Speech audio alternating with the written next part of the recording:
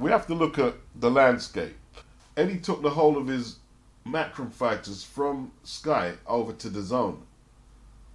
The Sky pay-per-view platform is the discussion here. It has a great reach, obviously, with Sky Sports, Sky News, etc., etc.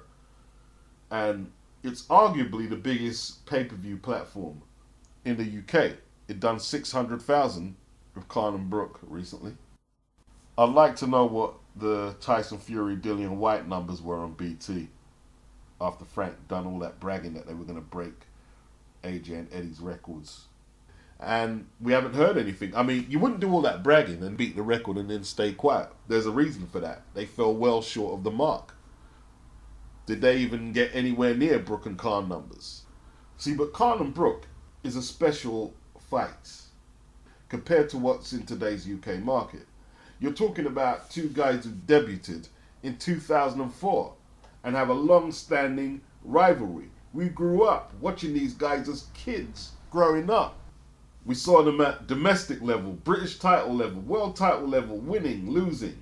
And they took on some of the best fighters of our generation. It was a success. But Adam Smith, he knows that Eubank, Richard Riakporhe, and whoever else he signed there ain't ready to move the meter on that pay-per-view platform. If AJ doesn't sign with Sky, that pay-per-view platform, despite its capacity and reach with Sky Sports, Sky News, etc., etc., it doesn't look so impressive anymore. Ben Whittaker wanted to come with MATCHROOM. I mean, I know it sounds like sour grapes, and was willing to accept a deal much less than Sky, but then they reloaded, and they offered him twice as much as we were paying. You know, he said the same, and it's very difficult to turn down that kind of deal. It really is. Ben Whittaker basically said it came down to the money between his decision of either going to MATCHROOM or Boxer XX up there on Sky, and he ended up at Sky. Now, are Sky overpaying for the likes of Fraze and Ben Whittaker? Because they must be substantial bids to beat out Eddie to these Olympic prospects. And they're very good British prospects. Very good. We're talking about blue chip British prospects here with Fraser Clark and Ben Whittaker. Now, if Sky are breaking the bank to get them on board and they can't produce in the ring, that could have a negative impact on how they go forward. It's a risky strategy, but at the same time, it shows commitment. It's a statement of intent from Boxer, XX and Sky. AJ was fast-tracked, winning a world title in his 16th fight. I don't think it was an intentional fast-track like that. I think it just was circumstances were just happening, and then bang, okay, Charles Martin's there, we offer him this, we offer him that, we get the fight, bang, and it happened. I think it was more like that. I think they were probably expecting AJ to challenge for titles probably more when approaching 20 fights, rather than in his 16th. AJ's 19th fight becomes unified champion. Basically, at this stage of AJ's career, he's a promoter's dream. What do you really have to do? He's a network's dream. And I don't believe Adam Smith, the boardroom staff, have that much patience right now. For a start, right, there's a few factors you have to take into consideration. When you're developing a prospect right now, there's no hiding place. There is no hiding place. Like, let me tell you this, right? When Lennox Lewis was coming up, right? And he beat Al Malcolm on his debut and early in his career, they were televised, but low-key televised. Like the Andrew Gerrard fight, I'm not sure if it aired in London. The Welsh guy. Even as an Olympic gold medalist, Lennox managed to negate the early steps, some of the early steps in his career, in relatively low-key situations. You didn't have the online presence or anything like that. But there's nowhere to go right now. You see, Campbell Hatton, he's a novice. But he's having to expose all his flaws right now to everybody. That's why they had to pack him off to Spain on one of the lesser MATCHROOM cards to take some of the pressure off him. If you go back to the 80s and the 90s, unless you had a satellite package and you were still on the terrestrial television thing, they didn't broadcast the whole card live. They just took the main event and maybe a couple of other well-known names and they'd broadcast that at the most. So a prospect might be on a card, let's say a British Champions card, a European Champions card, even a World Champions card. But they might not broadcast that section of the show. So he's able to carry out his apprenticeship, let's say, without all that pressure. And if you look at Fraser Clark, 29 years of age, what have they said about Fraser Clark? They've got him on the fast track. He's 29 years of age and he's on the fast track. Here's what they said. Fraser Clark can emulate Joe Joyce's fast heavyweight rise, says Ben Shalom. We will take calculated risks. By the time Fraser is 35, we'd be very disappointed if he hasn't already had a world title fight. He will have to move quickly in the next few years, but also carefully. Now, I'm not saying Fraser doesn't want this, but I can bet you any money that Adam Smith or Ben Shalom did nothing to deter or change Fraser's mind on the pace that he wants to be brought on. This is music to their ears. They don't want to have to wait a whole load of years to develop him into a title contender, let alone a champion. How long did they wait with AJ? 3 years. 3 years. So, just like a junkie, you keep chasing the high.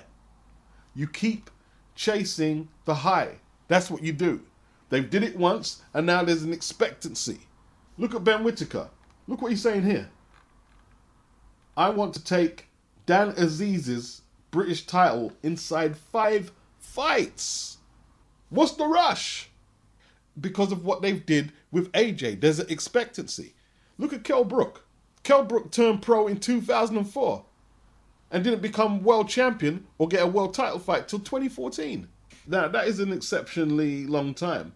But the point stands, when Kell Brook turned pro, they weren't rushing British prospects / contenders into world title fights. They wasn't rushing them like that. They wasn't. But the landscape has changed. The wheels are turning every second. Every week there's 3 or 4 cards on. That's the current trend right now. And it all sounds good, but you can get caught out fast tracking. It's easy to get caught out.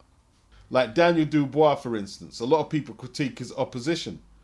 But he's a kid. He's a kid. As soon as they pitched him in with Joe Joyce, and I don't think Joe Joyce is that talented, I immediately picked Joe Joyce. I knew Joe was the more seasoned fighter. And in heavyweight boxing, the maturity factor cannot be discounted, and it should never be discounted. Daniel, I don't know how confident Daniel is, in all truth. That was another thing I had to take into consideration. Like I say, in the lower weights, the fighters hit puberty very quick and they're able to fight for world titles in 14 or 15 fights, maybe less. Flyweight, bantamweight divisions, it can happen. Featherweight, look at Lomachenko. Look at Galal Yafai, gold medalist. Actually, that's one of the gold medalists Eddie did get. Fast track. They've got him on a fast track. Mind you, he is 29, but his first fight was a 10-rounder and his second fight was a 10-rounder. Both fights were for the WBC International Flyweight title. Look what Hearn says here.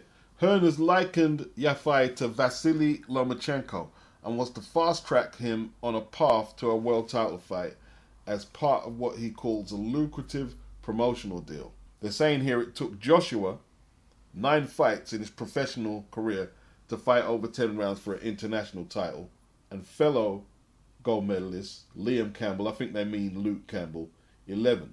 But Hearn believes Yafai will be a multiple weight champion, and they've got him on the fast track. The thing is though, he's a flyweight. It's more realistic to fast track the flyweights. But trying to replicate what Joshua did with Fraser Clark and Ben Whittaker, and in fact in the exorbitant bids they made for these two fighters, it's very risky strategy. Not just for Adam Smith. I mean, he's not going to have to take a punch, him or Ben Shalom. But for Ben and Fraser, this is their careers, man, and it's a short career. If it all goes wrong, you might see a lot of people jumping ship and blame being thrown all around the place from different parties. I like Fraser. I like Fraser Clark, but he's not AJ. He's an aggressive, come-forward fighter who has probably got a lot of scar tissue on his face already because he was bleeding out against Jalilov in, what was it, the quarterfinals? Bleeding out bad from cuts he sustained in the fight beforehand against the French guy who staged a sit-in when he was disqualified against Fraser for headbutting. right? You got to factor that in. He's just had a hand surgery. He's only had one fight and he's had a hand surgery. But yet, they want to fast track him like he was AJ. He's not AJ. Every fighter is an individual. You can't just say, okay, well, I want to replicate what I did with that last fighter with this fighter. It's unfair on the fighter to do that. The platform is only as successful as the fighters performing on the platform. Yeah? Because we could talk about, yeah, well, Sky can advertise on Sky Sports News and Sky News and this, that, and Sky Arts and all these channels it can promote a pay-per-view event on. But all that was in place when David Haye was fighting the likes of Orly Harrison and Vladimir Klitschko. And what happened? Tollgate. We didn't get no pay-per-view for a couple of years on Sky. It's all about the fighters and how they perform on the platform. Sky do not have a magic platform. They do not. What's your thoughts on that? And have you heard anything, any rumours that he might be deciding to remain on Sky, like the sources say? I've heard those rumours, but I'm as much in the dark as you are. I hope he does stay with Sky, if I'm honest with you. I hope if what you're saying is true, I'm saying the best platform for pay-per-view is Sky. To me, that's common sense. And I say that even if I work for DAZN or BT or whatever, because you've got to think, you've got to go where the highest numbers are in regards to a pay-per-view event or a track record of the highest numbers have been. And so he's making a business decision that works best for his career. They're saying all that, but how many British fighters have fought on Sky pay-per-view? AJ's the only one to break 1 million plus. So is it the Sky platform or is AJ a big draw? Which one is it? Is it a bit of both, perhaps? So maybe Johnny is overselling it and Adam Smith is overselling it a little. It comes down to who needs who more. Does AJ need Sky more than they need him? Eddie phased out the prize fighter tournament years back when he was able to sustain a good level of domestic card and was putting on pay-per-views with regularity. Sky actually went back to the prize fighter format. I know Ben used to do the Ultimate Fighter, which is a similar format, but for all the Eddie Hearn naysayers, what would you say if Eddie started putting on prize fighter tournaments? Let's be honest. You'd be talking about an empire is crumbling and you'd be going in, let's keep it real. I mean, Kell Brook retired, yeah? And Chris Eubank is still calling him out. Can't they get Chris a meaningful fight? Or are they that desperate to build off that Brook pay-per-view success against Amir Khan? Surely Adam Smith knew that Khan and Brook was a one-off. You can't just keep recycling Kell Brook to sustain your business. That's crazy. Get Chris a meaningful fight. They're out there. How much do you believe in him? What if AJ decides to go with Sky? How does the career commitment pledge he took to MATCHROOM work if he's fighting on Sky? What's Eddie going to do? Show up on the Sky platform, weigh-ins and press conferences, promoting AJ and promoting the card? Will he just be promoting Sky? What are DAZN going to think about that? How does it work exactly? Where is the Usyk fight going? Where is it going? Is the relationship between Hearn and AJ strained a little? Because this is something Eddie especially would want resolved. AJ, he won't be concerned where the fight is broadcast as much as he would be getting his belts back. Eddie, his priority is to serve his paymasters at DAZN and do the best for MATCHROOM. Was it strategic by Sky? Has it been strategic? Because they're paying exorbitant fees to get the likes of Frazier Clark and Ben Whittaker, who are all 258 management. Is it strategic? Well, if we take all the fighters that Anthony's got on 258 management, that may sway AJ to come and fight over here. Because I don't know what Frank Warren was thinking the other day by not putting Anthony Yard on the undercard of Fury versus White. He didn't have none of his top prospects or contenders on the undercard. But with Frazier Clark and Ben Whittaker signed to Boxer XX, if AJ goes over to DAZN, they don't get the benefit of featuring on AJ's undercards. They don't get the benefit of that. So is Sky trying to split the camp, the 258 camp, over towards them, which may sway AJ's decision of where he goes? There's a serious power struggle going on a serious power struggle. Do I believe they pay out all that money for the likes of Ben Whittaker and Fraser Clark if they wasn't intent on upstaging Eddie and perhaps trying to influence AJ's decision? How it stands now between Matchroom and Boxer XX is Matchroom have the better fighters and the better fights. Boatsi versus Craig Richards is better than Riakporhe versus Juma, which was a good fight, but this is a better fight. Matchroom have the better fighters and the better fights. Sky probably have the more reliable platform in terms of advertisement and promotion. You know, like how well advertised has Boatsi versus Richards been? This is where Sky's reach with all their channels and the ability to advertise a fight like this on a Premiership football game and all their other sports is priceless. We have to say that it's priceless. Eubank versus Williams, that was one of their better matchups since Eddie's left as well.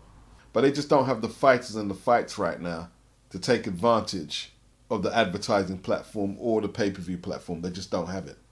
Now, this is just my opinion. Like, I've heard people critique the Boatsi Richards undercard, but they've got Babbage on there. Babbage is a crazy man. Babbage does have a cult following, and maybe it's not to your taste, but we can't cater right down to personal taste. There's people who want to see Babbage because he's crazy outside the ring and he's reckless inside it. I believe this is an eliminator for the WBC Cruiserweight title. Bridgerweight, I should say. Bridgerweight. They've got him on there. They've got Siobhan Clark, who was part of that GB Olympic squad. So that's one Eddie did sign. It's a better undercard than what Frank put on.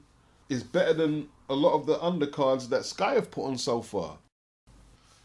Some people are questioning where the money is coming from for Sky to make these bids for these Olympians. Eddie did say that Daniel Kinahan was working with Sky, bringing fighters over there.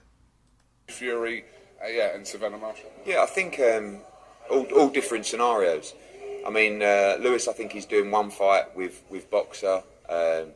Those three in particular, obviously managed by MTK, and I think their advisor Daniel spoke to us and Sky, and basically this was a massive opportunity for them. Sky denied all contact with Daniel Kinahan, but Hughie Fury, Savannah Marshall, Lewis Ritson, all managed by MTK / Daniel Kinahan.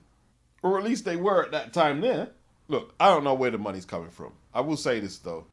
I think there's an element of panic buying with the prices that they've shelled out for Fraze and Ben Whittaker.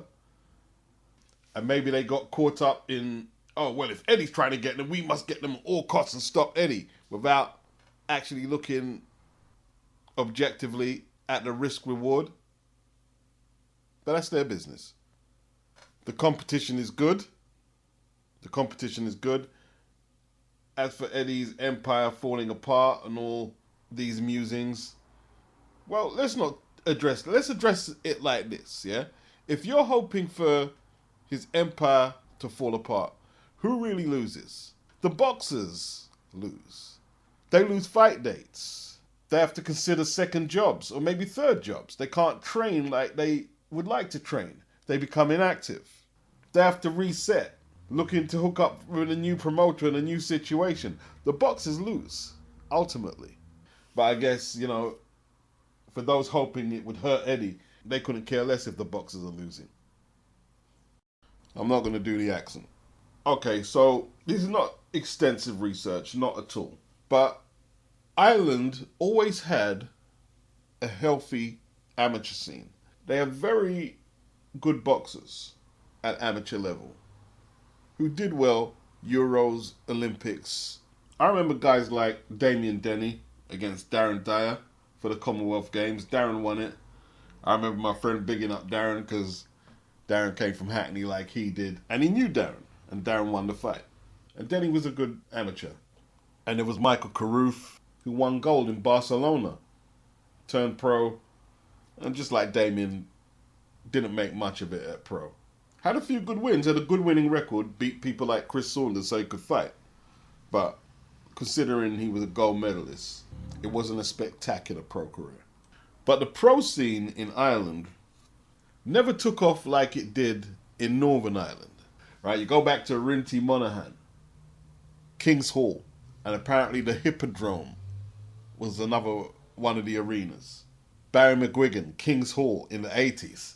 Maybe one of the biggest attractions that I've ever witnessed in the sport. Barry McGuigan, huge, like his viewing figures. Now, we're talking about a different time. There was only 4 channels on British TV, but 20 million people watched him defeat Eusebio Pedrosa at Loftus Road, Queen's Park Rangers Stadium. 20 million. And this is why McGuigan is such an advocate for terrestrial television covering boxing. You've got promoters like Barney Eastwood, who promoted McGuigan. He was an international player, was Barney.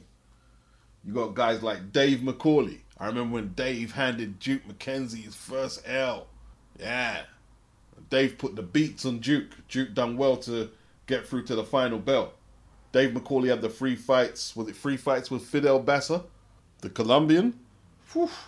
Dave could fight. And obviously you got Carl Frampton. He fought at Windsor Park in front of big crowds. But the pro scene in Ireland, not Northern Ireland, was a little different. Like, I listened to a video today, and unlike some, I don't try and plagiarize everything. I'll tell you where the source came from. Shadow Boxing Podcast. A video called Death of an Irish Sport. In their own words, not mine, so if you're from Ireland, don't be telling me, well, it's not like that. No.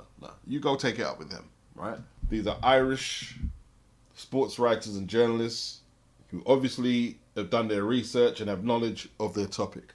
They say there was an element of snobbery in, let's say, the establishment. You know, some people know what I'm talking, for want of a better word.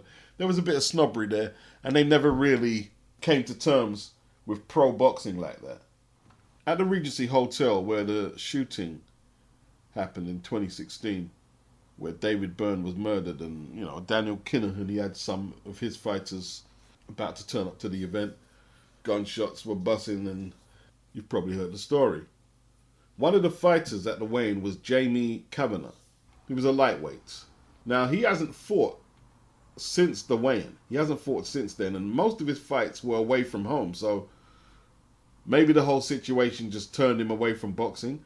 But his fight was supposed to be for a WBO Intercontinental strap.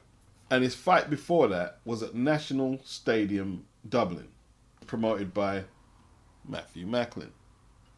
Matthew Macklin, Daniel Kinahan, Marbella Jim, MTK. And since then, the government has put the kibosh on pro boxing in Ireland. And a lot of boxers and promoters and other people who get paid just working in the venue, let's just say it's a loss of revenue stream for a lot of people over there. Michael Conlon, who obviously had an association with Daniel Kinahan, recently denounced that association. We saw him in a great fight recently with Laywood for the WBA World Featherweight title. I don't care about Leo Santa Cruz. Laywood is the WBA Featherweight champion. As far as I'm concerned, for what it matters, that's just how I'm choosing to review the whole thing, right? Now, in 2021, Conlon actually won the WBA interim belt from TJ Doheny, another Irish fighter. That fight took place in Northern Ireland, Falls Park. I mean, that's as close as Michael could get, so his fans could attend and see him do his thing. Michael's actually fought at Falls Park a couple of times. He's fought at the SSE Arena in Belfast. So he's had to adopt Belfast, Northern Ireland, as home territory so his fans could come and see him.